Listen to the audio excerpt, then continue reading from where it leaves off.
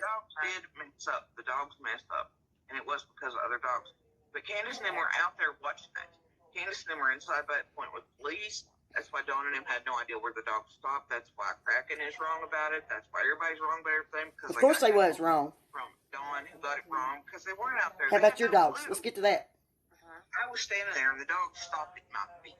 And they stopped in a handler because, well... The dogs stopped at your feet. They come down the driveway and stopped at your feet. They stopped dogs, right? And the dogs continued on. But I do know that that first dog, he was trying, he was giving it but he kept following a certain pathway and stuff, but it is not the one that, right?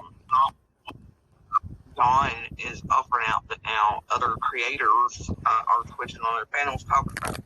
I want to take you back to this map. We've shown it to you a lot of times, but specifically referring back to something Don Wells said. This is Beach Creek Road, right where their home is. Don Wells was disappointed that they didn't shut down Beach Creek Road as soon as she went missing and as soon as law enforcement got on the scene, because he said she was abducted. His exact quote to the Kingsport Times News was, quote, "It was so horrific knowing that someone abducted her and the cops are looking all around our house knowing that she's not there. I wish the police would have blocked off both ends of Beach Creek. I can't blame them, but I'm upset. It is too little, too late." He also said he was so just heartbroken, so upset that he couldn't take a lie detector test for a couple of days.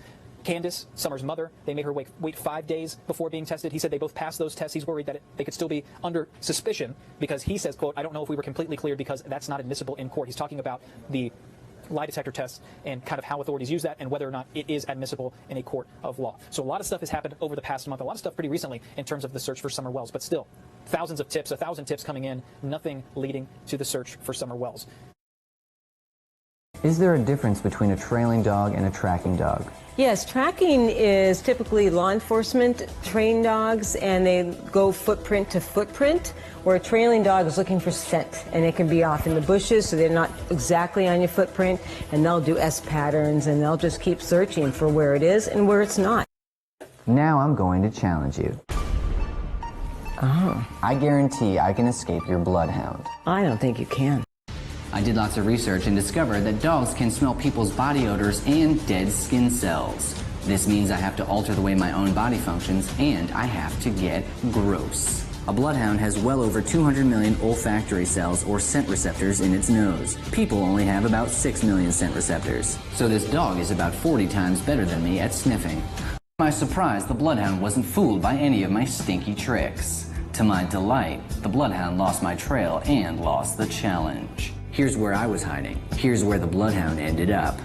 So how was Ledoux able to get close to me? He doesn't follow the bottom of your shoes. It's all the skin rafts that are coming off of you, and you're not covered enough, and you're still breathing. So there is still your scent coming out. Focusing on the most common myths is where we will start. Myth number 1. You can escape from tracking dogs by wading through water. This is not true. In fact, it will make it even easier for the dog to track you. The reason for this is that the dog is not actually following your scent per se. The dog is picking up on the distinct odor coming from the dead skin cells that are left behind everywhere that you go. Yes, believe it or not, that's how sensitive their olfactory glands are. So if you wade through water, then wherever you come out, those skin cells will be left behind where the water drips off of your body. And those spots will actually amplify the odor for the dog because the cells will be in higher concentrations on those spots. And I know the best thing I can do is get into the water. So I step into the creek. Because from there I can keep tracks down. Because when you live in areas like ours, you know worst case scenario. You also know what happens if somebody can't be found. And you know that staying in the water keeps scent down for dogs. If they have to be brought in. Myth number 2. Pepper and other types of spices and pepper sprays that are left on your trail will make the dog lose the scent, or cause them to be in so much pain that they will not want to continue. This is a myth that is widely believed partially due to the film Cool Hand Luke, and just like the film, this is fiction. Putting spices on the ground or even pepper spray on the ground may distract the dogs or make things uncomfortable for the dogs, but they can pick up the scent again. This is why the handler carries something with your scent on it. If they are distracted from the scent or driven away from the scent, the handler reintroduces the scent and the dogs pick up right where they left off. Finally, I resorted to the ploy practiced by all criminals running before the hounds. I plunged into running water. My last hope lay in the river. The scent on the water had long gone, but not above it. Unfortunately for me, tracker dogs are trained to follow the scent on the air, not the ground. The dogs had a pretty good trail, a track for a little while, but then it disappeared, but they lost scent when they come to the road. And sometimes canines, they will lose the scent when it changes different type, where they maybe went from the gravel to the pavement.